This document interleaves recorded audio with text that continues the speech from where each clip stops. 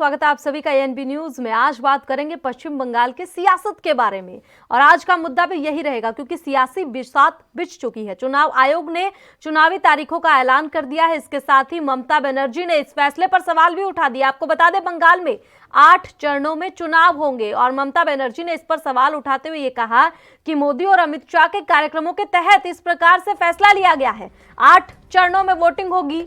आपको बता दें कि पहला फेज 30 सीटें 27 मार्च को वोटिंग, दूसरा 30 सीटें 1 अप्रैल, तीसरी 6 अप्रैल, 10 अप्रैल, 17, 22, 26 और फिर 29 अप्रैल।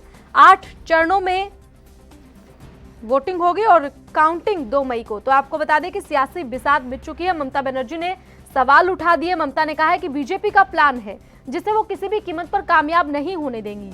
बता दें कि 8 चरणों में चुनाव, जिसको लेकर ये सियासत गरमाई है। चुनाव आयोग पर बीजेपी को फायदा पहुंचाने का आरोप ममता बनर्जी ने लगा दिया है। ममता ने पूछा है कि केरल, तमिलनाडु और पुडुचेरी में 1 चरण में चुनाव हो रहा है तो बंगाल में 8 चरणों में क्यों? बंगाल के किसी एक ही जिले में 2 तो किसी में 3 चरण में चुनाव क्यों? क्या मोदी और अमित शाह के दौरे के हिसाब से चुनाव की तारीख रखी गई है? ममता बनर्जी ने कहा, एक जिले में 2-2 बार चुनाव, 23 दिन बंगाल को फुटबॉल ग्राउंड बनाकर खेलेंगे ये। वहीं इस सवाल का कांग्रेस के प्रदेशाध्यक्ष अधीर रंजन चौधरी ने जवाब दिया है। उन्होंने कहा कि हमने चुनाव आयोग से गुहार लगाई कि पश्चिम बंगाल में चुनाव के दौरान सुरक्षा का इंतजाम ऐसा हो कि लोग बिना डरे चुनाव में भाग ले सकें।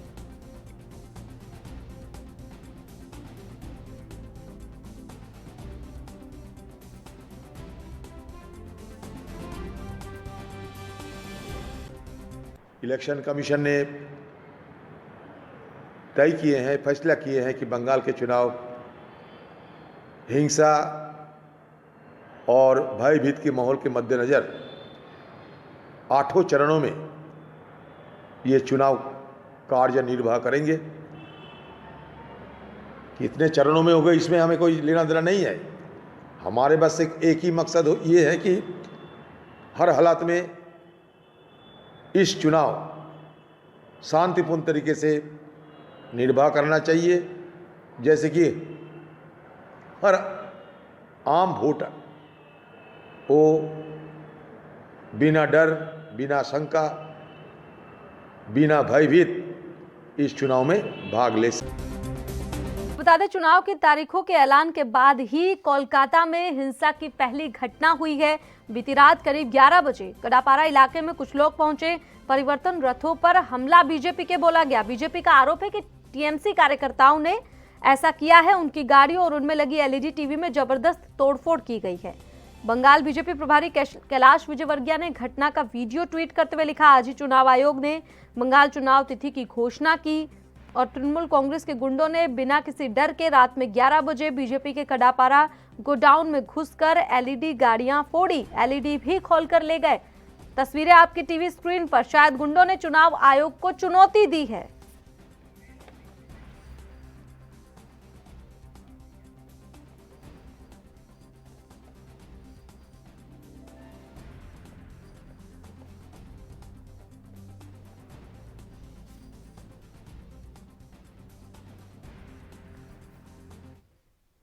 और इसी मुद्दे पर आज हम चर्चा करने वाले हैं। आपको बता दें, बंगाल में सियासी बिसात बिछ चुकी है। इसी मुद्दे पर चर्चा करने के लिए बीजेपी से हमारे साथ उमेद सिंह मौजूद हैं, साथ ही हमारे साथ टीएमसी से सुमित मेहरोत्रा मौजूद है। सबसे पहले आप दोनों का स्वागत है। सीधा सवाल मेरा आपसे रहेगा। सबसे पहले सुमित जी, शायद गुंडों ने चुनाव आयोग को चुनौती दी है, यह साफ तौर पर आरोप लगा दिया गया है विजयवर्गीय की ओर से, क्योंकि तारीखों के ऐलान के बाद ही हिंसा और आपकी पार्टी के ऊपर आरोप। प्रतिक्रिया सर। नहीं, भारतीय जनता पार्टी तो लगातार यही कह रही है। हमला अगर भारतीय जनता पार्टी के ऊपर होता है, किसी भी कार्यकर्ता के ऊपर, तो आरोप ये सीधा सीधा टीएमसी के ऊपर लगा देते हैं। इनकी विपक्षी पार्टियां और वहां पे कांग्रेस भी है, सीपीएम भी है, कई पार्टियां वहां पे लड़ रही हैं। तो ये लोग करे कोई और आरोप ये टीएमसी के ऊपर मर देते हैं। इनका ये हर जगह का रहता है कि ये टीएमसी को ही बदनाम करने पे लगे हुए ताकि बदनाम हो और इनका वोट शेयर गिरे और ममता दीदी हारे। इनका यही हर जिले में, हर जगह यही रहता है। बंगाल हो, आपका मध्य प्रदेश हो, कहीं पे भी हो, ये लोग यही काम करते हैं। ठीक है सुमित जी, लेकिन अगर टीएमसी पर हमला हो जाता तो वो भी सीधे तौर पर बीजेपी पर ही आरोप लगाती है। चलिए जवाब ले लेते हैं। उमेद सिंह जी, सुना नहीं आपने सुमित नहीं जी नहीं, को? इसमें मैडम एक प्रियंशी जी, ठीक है। एक चीज है। जब ये लोग पकड़े जाते हैं, इसमें इन लोग के कार्यकर्ता पकड़े गए। जब टीएमसी के ऊपर हमला होता है तो इसमें इन लोग के कार्यकर्ता पकड़े गए हैं। इसलिए हम लोग कहते हैं कि जब जिस समय पकड़े जाते हैं, भारतीय जनता पार्टी के लोग पकड़े जाते हैं। चलिए ठीक है, आप ये कहना चाह रहे हैं कि बेबुनियादी आरोप बीजेपी की ओर से टीएमसी पर लगा दिए जाते हैं। उमेद सिंह जी हमारे साथ जवाब ले लेते हैं। उमेद सिंह जी, सुना आपने सुमित जी को, क्या कहेंगे? क्योंकि रात में हमला हुआ है बीजेपी की परिवर्तन यात्रा पर। रथ यात्रा जो होने वाली थी उससे पहले ही गाड़ियों पर यह हमला, एलईडी को उड़ाकर ले गए, ये आरोप भी लगाया गया है विजय वर्गीय की ओर से। देखिए, कैलाश विजयवर्गीय साहब जो भी वो बहुत ही सूझबूझ के और एक बड़े नेता हैं, जिम्मेदार लीडर हैं, और वो अनाप शनाप बयानबाजी नहीं करते हैं। आज नहीं, जब से हिमांशी जी आप देख रहे हैं पश्चिम बंगाल में चुनावी रणनीति शुरू हुई, और तब से जैसे ही भाजपा के लोग प्रचार प्रसार में गए, और शुरू से ही यहाँ तक नहीं, कार्यकर्ताओं के ऊपर नहीं, विधायक को खंभे से बांध के मार दिया जाता है। वहां पे हमारे राष्ट्रीय अध्यक्ष माननीय जेपी नड्डा जी के ऊपर हमला कर दिया जाता है, गाड़ियों की तोड़फोड़ की जाती है, और यहाँ तक कि वहाँ की मुख्यमंत्री दीदी ममता बनर्जी जी वो कहती हैं कि यहाँ तो खेला होवे, खेला होवे। किसको धमकी दे रही है खेला होवे? क्या कहना चाहती हैं? क्या मीनिंग है उसका? तो कम से कम इसको तो जो है वहाँ पे सरकार है इनकी, टीएमसी की। मैं सुमित जी से कहना बताना चाहता हूं कि वो कम से कम अपनी सत्ता में अपनी सरकार, अपने मुख्यमंत्री से कहें कि वहां पे ठीक तरीके से चुनाव होने दें। चुनाव तो सही तरीके से कम, अब तो चुनाव आचार संहिता लग गया है, अब उसकी पूरी व्यवस्था तो होगी। अभी तो भागीदारी अब तो सेंटर की भी हो जाएगी चुनाव आयोग की। चुनाव आयोग की जिम्मेदारी बनेगी, चुनाव आयोग देखेगा। लेकिन आज तक तो क्या स्थितियां बनी है, ये कम से कम अपने लोगों को संभाले और एक अच्छा चुनाव हो, अच्छा जिसको रिजल्ट आए वो अपने वही हम चाहते हैं। पर आप लोग वहाँ पे भारतीय जनता पार्टी के लोग जिस तरीके से खेल बिगाड़ रहे हैं वहाँ पे जनता को, हर 5 साल में, तो कम से कम उसका सम्मान करना चाहिए। अनाप शनाप बोलने से, बात करने से, एक दूसरे पे आरोप प्रत्यारोप लगाने से नहीं। तो आप लोग फायदा नहीं होता। जनता को किस तरीके से कर रहे हैं? आप लोग अपनी भाषा शैली देखिए ना, आप किस तरीके से काम कर रहे हैं। जनता को भाषा शैली पर आप लोग भी तो अपने ऊपर के लिए काम किया जाता है, तो जनता का फायदा होता है। 6.5 साल में आपने कितना विकास करा है? पूरी तरह से ये जो है 6.5 साल में कितना विकास हुआ, ये तो बताइए। एक भारत की राजधानी हुआ, जनता आज मरे जा रही है, हिसाब मांग रही है साहब। नौकरियां कहाँ है? 1 करोड़ नौकरियां हर साल, 100 रुपए लीटर तेल, और सारी इंडस्ट्री की जो है वो लाइन लगी थी वहाँ। लेकिन आज देखिए इसी तरह से धीरे धीरे करके 30 साल कांग्रेस, 30 साल कम्युनिस्ट, ये जो है अपना कर करके इसी तरह से पूरा 10 साल से ममता दीदी का पूरा खत्म हो गया है। आज जो है लोग परेशान है, जनता वहाँ की। अगर उनको लग रहा है, आशा है भाजपा से, तो इन लोगों को क्यों इस तरह की बात कर रहे हैं? चुनाव देखें और इंतजार करें। अगर 5 साल जनता वहां की इच्छुक है और वहां की जनता पूरी तरह से लालायित है भारतीय जनता पार्टी को सत्ता सौंपने की, तो ये लोग इंतजार करके उसके विकास को देखें। अगर नुकसान होगा फिर 5 साल में हटा देगी जनता, अगर फायदा होगा तो रिपीट करेगी। इसके लिए इंतजार क्यों नहीं करना चाहिए? ये तो होना चाहिए। तो चुनाव होता इसलिए है। तो कम से कम टीएमसी के भी सुमित जी बहुत अच्छे सूझबूझ के लीडर हैं, तो कम से कम उनको भी इस चीज को ध्यान देना चाहिए। कल को चुनाव के बाद फिर बोलना है तो गलत आरोप नहीं लगाना चाहिए कि नहीं। तो हम लोगों को तो चुनाव के बाद भी रहना है, कोई छोड़ना है, ऐसा नहीं होता है जी। ठीक है सुमित जी, आपके पास आना चाहूंगी। आपने बीजेपी पर आरोप लगाया, जो ममता बनर्जी की ओर से सवाल उठाया गया है इसी के फैसले के खिलाफ, उस पर कांग्रेस की प्रतिक्रिया आई। अधीर रंजन चौधरी को सुना आपने, उन्होंने साफ तौर पर कहा कि शांतिपूर्ण तरीके से हो, ये गुहार पूरे विपक्ष ने लगाई थी, तब जाकर ये फैसला लिया गया है। नहीं प्रियंशी जी, ये बात सही है कि हम लोग खुद चाहते हैं शांतिपूर्ण तरीके से पर चुनाव हो वहां पे। और जो 8 चरणों में चुनाव रखा गया है, ये बहुत ज्यादा ही डिले करा गया है। इसमें मोदी जी की और चुनाव आयोग की मिलीभगत है कि जिस तरीके से देर करते चले जाओ और वहां पे दंगा प्रसाद और ये लोग जिस तरीके से करना चाहते हैं वो नहीं होने देंगे। हम इनके मंसूबे कायम नहीं होने देंगे। फिर भी ये लोग चाहे 8 में कर लें चाहे 10 में कर लें, हम लोग चाहते थे कि जितना कम में होगा उतना कम नुकसान होगा। देखिए नुकसान तो होना है, वहां पे नुकसान तो भारतीय जनता पार्टी चाह रही है वहां पे नुकसान हो, पर हम लोग चाहते हैं नुकसान ना हो। जनता है, इत्मीनान से चुनाव करे, वोटिंग करे और सही सलामत लोग अपने घर पे वापस जाएं। और ये लोग जिस तरीके से कह रहे हैं खेला होबे की बात ये लोग करते हैं कि खेला होबे का नारा दिया गया है, तो जिस तरीके से लोग खेल खेल रहे हैं, तो दीदी चाहती हैं जो एक नारा है कि फुटबॉल खेलो, क्रिकेट खेलो, ये खेला होबे का होता है। और ये लोग कहते हैं कि दंगा कराने का होता है। इस तरीके से लोग बातें करते हैं कराने की, ये नहीं करनी चाहिए लोगों को। ठीक है, उमेद सिंह जी, प्रतिक्रिया चाहूंगी आपकी। इन लोगों का कहना है कि 8 चरण के चुनाव ज्यादा हैं। ये देखिए, सुमित जी को शायद नहीं पता होगा तो ठीक है, बोल रहे हैं, कोई बात नहीं। ये जो है उनको बता दो कि ये जो है कोई भारतीय जनता पार्टी या कांग्रेस या कोई पार्टियां जो है चुनाव का डेट नहीं रखती हैं और उसका फैसला नहीं लेती हैं। ये फैसला चुनाव आयुक्त का होता है। चुनाव आयुक्त इंडिपेंडेंट बॉडी होती है, वो फैसला करती है। और वो फैसला कब करती है? सारे पॉलिटिकल पार्टियों से मीटिंग करती है, किस पार्टी के लिए काम कर उनसे रहा है, सुझाव लेती है और उस पे जो है ये सारी प्रक्रिया सबको मालूम है। कंप्लीट होने के बाद वो जो है अपना डेट घोषित करके फैसला लेती है। तो वो सब जानकारी रखना चाहिए। उसके ऊपर जो है चुनाव आयुक्त को भी न घसीटे और इसके ऊपर आरोप न लगाएं। रही बात इनका खेल, कबड्डी और क्रिकेट कह रहे हैं, ये जनता हंसती है इन सब बातों से। थोड़ा सा जमीनी बात करें और सही बात करें तो अच्छा लगता है। बिल्कुल सही बात है, आप लोग भी जमीनी बात करिए। आज महंगाई कहां पे है? 100 रुपए लीटर तेल हो चुका है। खेला होबे, खेल होबे, क्या खेल होबे? चुनाव आ रहा है। आप लोग तो बहुत बढ़िया खेल खेल रहे हैं ना वहाँ पे। बात करोगे उसमें कौन सा खेल? चुनाव हम लोग तो खेला होबे करते हैं, खेलिए। इलेक्शन में हो रहा है क्या वहाँ पे? चलिए ठीक है, बातों को हर आदमी समझता है। ठीक है उमेद सिंह जी। नहीं आज उमेद सिंह जी, सुमित जी, दोनों से मेरा एक ही सवाल है। पश्चिम बंगाल में जनता के मुद्दों पर राजनीति की बजाय और तमाम मुद्दे दिखाई दे रहे हैं, जैसे जय श्री राम या फिर बंगाल की बेटी, बंगाल की अस्मिता। ये तमाम मुद्दे इस वक्त दिखाई दे रहे हैं, लेकिन जो जनता के मुद्दे हैं वो कहीं ना कहीं दिखाई नहीं दे रहे बिल्कुल भी। दोनों से एक एक करके जवाब लूंगी। सबसे पहले आपसे सुमित जी।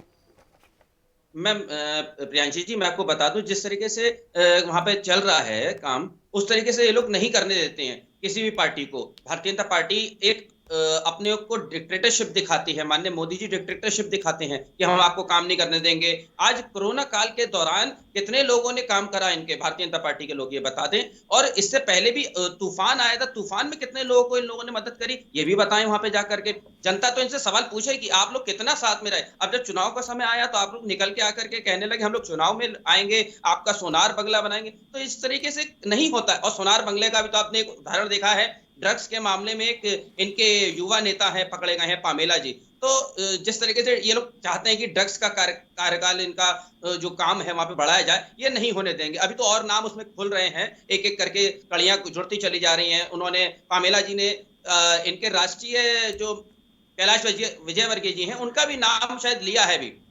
तो इनके पास तक भी जांच जाएगी।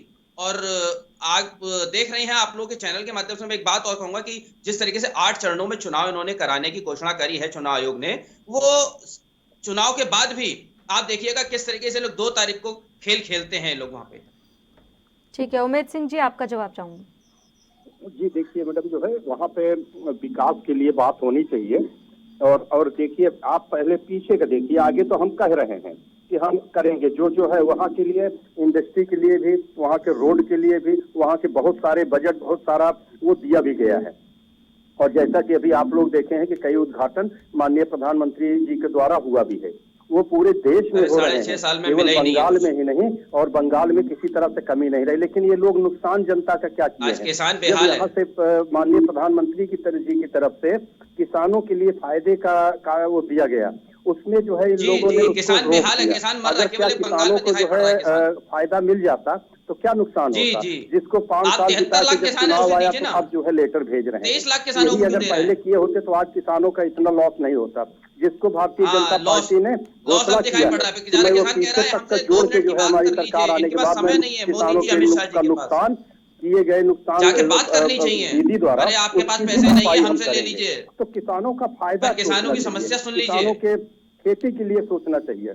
किसानों के यूरिया की हालत खराब थी बंगाल में, उसके लिए अच्छी व्यवस्था की गई, उसकी कोटिंग की गई। केवल बंगाल दिख रहा है, तो हिंदुस्तान में किसान सभी जगह है। पूरे देश के विकास के लिए सोचती है और बंगाल की स्थिति दयनीय हो गई है और सबको मौका मिला है, कांग्रेस को भी और कम्युनिस्ट को भी और ममता दीदी को भी।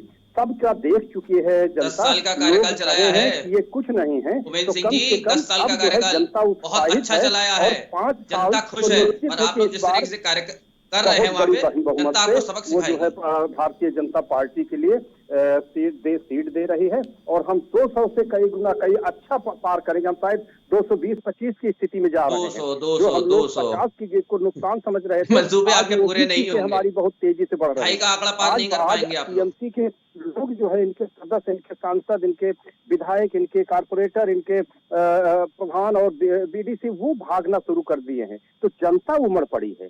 जनता ने देखा है कि आज 60-70 सालों में कितना हम लोग झेले हैं, कितना नुकसान हुआ है। तो उनको एक आशा है, एक आशा की किरण बनी है। एक नई सरकार बनने जा रही है बंगाल में और उसका जो है स्वागत करें दिल से। जनता का विकास होने दें, जनता का विकास होना है और उसके लिए उससे भरोसा रखें। जनता पूरे भरोसे में है, पूरा खुश है। तो जनता की कम से कम उनकी खुशहाली पे रोड़ा ना अटकाएं। ये पार्टी अपना तसल्ली रखें। 10 साल सरकार चलाए हैं, अपने कामों को बताएं कि इन्होंने क्या किया। अगर 10 साल में एक इंडस्ट्री लगाए हों तो हमको ये बता दें, एक इंडस्ट्री सिंगल एक बता दें कि मैंने क्या किया हूँ वहाँ के नवयुवकों के लिए, बेरोजगारी के लिए। एक का भी इनके पास कोई आदत नहीं है। केवल घोटाले हुए, घोटालों में लोग उसी में 5 साल बीतते रहे और घोटाले पे घोटाले आज भी जांच चल रहे। और पूरा देखिए उनके भतीजे और उनके कौन राजेश अग्रवाल जी कहते हैं पेपरों में बड़ा निकलता है कि घोटाला हो रहा है, मुख्यमंत्री जी घोटाला हो रहा है, इसे रोकिए। रोडों में घोटाला हो रहा है, टेंडरों में घोटाला हो रहा है, चल रहा है। तो घोटालेबाजी खत्म करें। ये भाजपा की सरकार है। माननीय नरेंद्र मोदी जी आज बैठे हैं देश के सर्वोच्च सीट पे। अरे साहब, हम लोगों ने तो देश बदलने की बात करी थी, पर ये तो भेष ही बदल के आ गए हैं। क्या करा जाएगा? अब जो होगा वो देश का, प्रदेश का विकास विकास विकास होगा। केवल बहुत हुआ है, 6.5 सालों में बहुत हुआ है और 4.5 साल में बहुत हुआ है विकास। एक 6.5 साल, एक 4.5 साल। कह रहे हैं कि बीजेपी को सिर्फ बंगाल ही क्यों दिखाई दे रहा है? बंगाल में चुनाव है, अगर बीजेपी को दिखाई दे रहा है तो क्या टीएमसी को डर लग रहा है? हिमांशी जी, इन्हें केवल 4.5 सालों में इन्होंने कुछ नहीं करा। उत्तर प्रदेश के अंदर योगी बाबा ने केवल वादे करे, कुछ काम नहीं करे। अभी बजट, जो भी बजट आए हैं, पिछले बजट इन्होंने 2 बार पेश करे हैं। इन्होंने सारे बजटों में, चाहे आम जनता हो मरे जा रही है, इनसे विकास मांग रही है, नौकरियां नहीं है। कोई नौकरियां मांगता है तो इन्हें उठा के सड़कों पे, कोई अगर प्रोटेस्ट करता है उन्हें उठा करके बंद कर देते हैं ये लोग। ये इस तरीके की सरकार चला रहे हैं। और विधान परिषद के अंदर कोई भी जना अगर जाता है तो टोपी पहन के, तो योगी बाबा हमारे कहते हैं कि टोपी वालों को हम बंद करेंगे, लाल टोपी वालों को हम बंद करेंगे। कौन सी वो है कि जिस भाषा में जो समझेगा उसे उस भाषा में समझाएंगे। ये गुंडे वालों की भाषा समझाते हैं, ये कहते हैं। क्योंकि एक योगी बाबा जिस प्रदेश से आते हैं वो खुद अराजकता का प्रदेश है और इनके ऊपर, योगी बाबा के ऊपर तो कई ऐसे कानून चल रहे हैं, इनके ऊपर कई हत्या के मुकदमे लगे हुए हैं। ये खुद बताएं, ऐसे सीएम को हमने बनाया है। उमेश सिंह जी, जवाब चाहूंगी आपका। चुनाव है और पश्चिम बंगाल पर खास नजर बीजेपी की दिखाई दे रही है, तो पश्चिम बंगाल कितना अहम है बीजेपी के लिए? क्योंकि प्रधानमंत्री भी वहां पर पहुंच गए हैं 3 बार, 4 बार अमित शाह भी पहुंच चुके हैं। निश्चित तौर पे हिमांशी जी, ये बिल्कुल ये दर्द है माननीय नरेंद्र मोदी जी के दिल में। वेस्ट बंगाल की हालत को देख करके, बंगाल की हालत को देख करके, आज 70 सालों की, उनको पूरा बंगाल निश्चित दिखाई दे रहा है और ये दिखाई देना भी चाहिए। जो हालात हुआ आज पूरे देश में, हर प्रदेशों में, पूरे देश में आज काफी अच्छा विकास हुआ। आज पूरी दुनिया में चर्चा का विषय बना हुआ है। माननीय नरेंद्र मोदी जी सराहनीय प्रधानमंत्री हैं आज पूरी दुनिया से।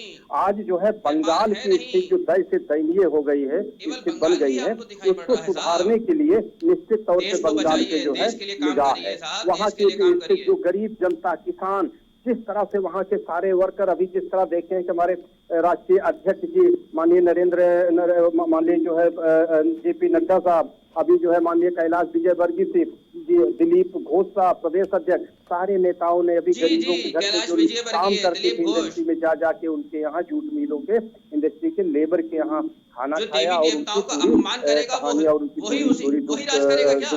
में हिस्सा बताया, उनका सुना। आज मान करते हैं वहाँ पे बंगालियों का। करके निश्चित तौर पे भारतीय जनता पार्टी की निगाह सबक सिखाएगी बंगाल आपको, पे है, बेफिक्र क्योंकि ये रहिए। सहन से बाहर है। आज 2014 में सरकार आई है माननीय नरेंद्र मोदी के, पूरे प्रदेश के लिए मौका मिला है, लेकिन बंगाल में जो कुछ यहाँ से किया गया उसको भी रोक दिया गया है। अरे साहब, 2014 के बाद से ऐसे कौन से व्यापार हैं बता तो दीजिए जो हिंदुस्तान में लगाए गए हों। क्योंकि वहाँ पे जनता के कोई साथ आने को नहीं अन्याय हो चाहता रहा है, हिंदुस्तान में। बंगाल के साथ अन्याय बाहर हो से कोई रहा नहीं है, आना चाहता, उस इन्वेस्ट कोई अन्याय नहीं को करना चाहता है। खत्म होगा और वहाँ का विकास होगा और वहाँ के लोगों के लिए दुख दर्द में भारतीय जनता पार्टी खड़ी है और इनकी निगाह एक लेकर के सबसे निचले ठीक है। पावदान तक, गरीबों तक के ऊपर है। उमेद सिंह जी, किसानों का जिक्र आपने यहाँ पर किया। पंजाब और हरियाणा के किसान परेशान हैं, 3 महीने से ज्यादा हो गया बॉर्डर पर बैठे हुए। ऐसे में आपको सिर्फ पश्चिम बंगाल के किसानों का ही भला क्यों सोच रहा है, ये बताइए। निश्चित तौर पे हिमांशु जी बहुत अच्छा सवाल आपने किया।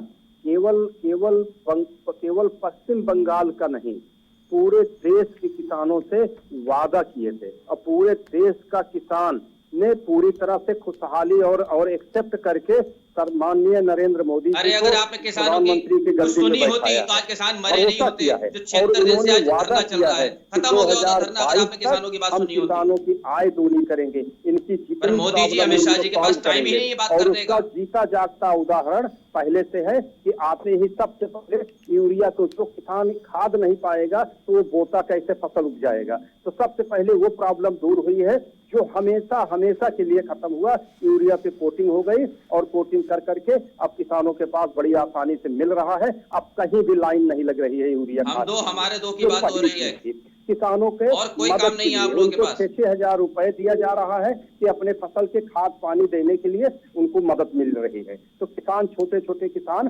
बहुत पूरे देश का वो खुशहाल है। आज किसानों के लिए बीमा स्कीम लाई, आज जो है फसल बीमा दे करके वो पूरी तरह से उनको सुरक्षित कर दिया पूरे देश के किसानों को, और पूरे देश का किसान आज खुशहाल है उससे। आज जो है खुशहाल है, फिर ये बिल लाई है जो केवल जो मर गए उनके ऊपर तो मजदूर कोई बात की नहीं तरह करेंगे आप। किसान को बंधा हुआ था 70 साल से कि एक जगह दे दिया गया, एक काउंटर, और 70 वहां सालों पे से इतना बेचो परेशान नहीं और था जो पैसा इस जब गवर्नमेंट मर्जी में आप परेशान गल्ला है। लाओ बेचो, कभी लेकिन ऐसा नहीं फसल हुआ। बेचने के बाद पैसा जब मर्जी वो देगा काउंटर, वो 2 महीना आप लोग लगेगा, बेफिक्र 2 रहिए, साल जैसे लगेगा। पंजाब से बाहर ये भगाया था हालात वैसे ही होती थी। पश्चिम आज बंगाल से ही इसका बाहर भी भगाएगा रास्ता लाए किसान। किसानों के लिए, पूरे देश के लिए कि ओपन मार्केट वो भी स्थिति रहेगी, वो भी रहेगा, वो काउंटर भी रहेगा, और एक अलग विकल्प भी दे दिया जो ओपन मार्केट है, उसमें भी किसान जाए जहां उसको अच्छा दाम मिले। तो आज जो है पूरी तरह से माननीय नरेंद्र मोदी किसानों के लिए वचनबद्ध हैं, वचनबद्ध रहेंगे, पूरी तरह से उनके लिए काम करेंगे। पूरे केवल बंगाल नहीं, पूरे देश के लिए काम कर रहे हैं और करेंगे किसानों के लिए। मैडम ठीक है, सुमित जी आपके पास आना चाहूंगी। जय श्री राम की बात करेंगे। जिस प्रकार से प्रतिक्रिया आती है ममता बनर्जी की ओर से, उसके बाद जो नारे सुनाई देते हैं, तो क्या लगता है पश्चिम बंगाल में जय श्री राम के ऊपर जो प्रतिक्रियाएं आती है उसका हर्जाना टीएमसी को भुगतना पड़ सकता है? हिमांशी जी, पहले तो मैं आपको एक बात बता दूं कि अभी मेरे भाई प्रवक्ता जी भारतीय जनता पार्टी के एक बात कह रहे थे किसानों के लिए। तो किसान आज कई दिनों से हरियाणा बॉर्डर पे है, इन्हें वहां की बदहाली दिखाई नहीं पड़ रही है बिल्कुल भी, कि वहां पे माननीय मोदी जी, अमित शाह जी जाकर के बात करें, उनकी समस्या का निस्तारण करें।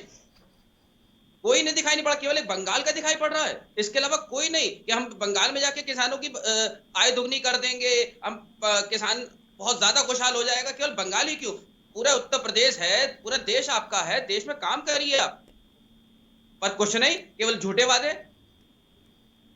तो इस तरीके से थोड़ा चलेगा इस देश। चलिए ठीक है, यही सवाल मेरी ओर से पूछा गया था कि तमाम किसान परेशान है इस वक्त, उनकी समस्याओं का समाधान, हालांकि जवाब यही है कि जल्द ही समाधान हो जाएगा और किसान आंदोलन का समाधान हो, ये सभी चाहते हैं। फिलहाल सवाल मेरा आपसे, टीएमसी को हर्जाना भुगतना पड़ सकता है जय श्री राम का जो नारा बुलंद किया जा रहा है पश्चिम बंगाल में, साथ ही आपकी ओर से जो बंगाल की बेटी शुरू कर दिया गया है? जी जी जी जी प्रियांशी जी, ये भारतीय जनता पार्टी का एक नारा है। जहां जहां जाती है, चाहे उत्तर प्रदेश हो, जहां किसी भी राज्य में जाते हैं, जब ये लोग चुनाव हार रहे होते हैं तो केवल एक ने जय श्री राम का नारा याद आता है, क्योंकि विकास करा नहीं है, विकास के ऊपर कोई बात नहीं है। जब इनसे कोई बात पूछो तो जय श्री राम। लेकिन जय श्री राम से दिक्कत क्या है, ये समझ नहीं आ रहा है। नहीं, जय श्री राम से कोई दिक्कत नहीं है, जय सिया राम भी कहिए, हम लोग भी कहते हैं जय सिया राम, राधे राधे, हरे कृष्णा हरे रामा। तो ये अपने अपने तरीके से मानते हैं लोग, कोई जय श्री राम कहता है, कोई राधे राधे कहता है, मथुरा में राधे राधे कहते हैं, वहां पे हरे कृष्णा हरे रामा कहते हैं। तो ये हर प्रदेश की अपनी अपनी एक संस्कृति है जो मानते हैं। अब आप जबरदस्ती किसी के आगे जय श्री राम का नारा लगाइए, ममता दीदी जय श्री राम से चिढ़ती हैं, ऐसा कुछ नहीं, कभी नहीं है। वो तो एक उच्च कोटि के ब्राह्मण हैं, वो क्यों चिढ़ेंगी? ममता बंदोपाध्याय एक उच्च कोटि के ब्राह्मण हैं। पहले इन लोगों को सोचना चाहिए, एक नारी का अपमान करते हैं, उसे ब्राह्मण को अपमान करते हैं कि जय श्री राम से वो लोग चिढ़ते हैं। कोई नहीं चिढ़ता, ये लोग चिढ़ते हैं। चिढ़ते नहीं है तो फिर प्रतिक्रियाएं जिस तरीके की आती हैं, तस्वीरें आप भी नहीं, देखते हैं, जहां नहीं, पर नहीं, नारा लग जाता है नहीं, वहां पर बोलने से मना कर देती है ममता बनर्जी। नहीं, प्रियांशी जी देखिए, सरकारी कार्यक्रमों में अगर आप जिस तरीके से केवल एक जय श्री राम का नारा लगाएंगे तो ये गलत है। अभी थोड़े दिन पहले माननीय मोदी जी का एक प्रोग्राम था वहां पे, और केवल एक ममता दीदी के आने से ही, स्टेज पे आने से हुटिंग बाजी चालू हो गई जय श्री राम, क्योंकि एक चुना हुआ प्रोग्राम था, बहुत कम लोगों को उसमें बुलाया गया था। जय श्री राम बोलने पर जेल में डलवा दिया जाता था, ये आरोप बीजेपी की ओर से तमाम बार लगाया गया है। नहीं, बीजेपी तो ये लगाती रहेगी कि जय श्री राम का ऐसा नहीं है। एक सीएम का प्रोटोकॉल होता है, सीएम की कार के आगे आप जाकर के जय श्री राम बोलो, जय श्री राम, जैसे मारने का होता है तो लोग वो काम करते हैं। ठीक है। उमेद सिंह जी, एक लाइन में आखिरी प्रतिक्रिया, क्योंकि समय का अभाव है, फटाफट। निश्चित मैं यही कहूंगा कि ममता दीदी ने एक बार जय श्री राम का नारा लगाया तो गाड़ी से उतर करके किस तरह से क्या बोली है वो पूरा देश ने सुना।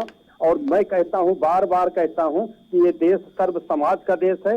यहाँ निश्चित तौर पे राम राज लाने के लिए पूरी तरह से जो है पूरा देश में खुशहाली के लिए जय श्री राम, जय माता, जय काली माँ, जय दुर्गा जी, सबका नारा निश्चित लगेगा और निश्चित लगाना चाहिए। इससे किसी को इतराज नहीं होना चाहिए। ठीक है, समय का अभाव है, आप दोनों हमारे साथ जुड़े, आपका बहुत बहुत शुक्रिया। तो फिलहाल इस खास प्रोग्राम में इतना ही। आप देखते रहें ANB न्यूज। नमस्कार।